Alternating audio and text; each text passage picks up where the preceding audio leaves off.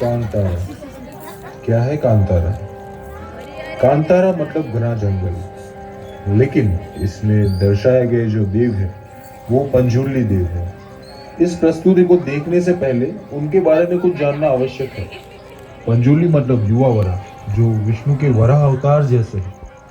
मानव सभ्यता के आरंभ में इस धरती पर फसल और जंगल की रक्षा करने के लिए भगवान शिव ने उनको माता पार्वती के कहने पे कैलाश पर्वत से निष्कासित करके धरती पे भेजा था।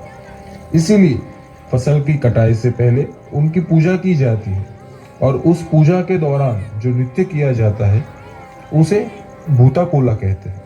भूता मतलब देव्य और कोला मतलब नृत्य। और हम आपके सामने जो प्रस्तुत करने वाले हैं वो उसी का एक अंश है।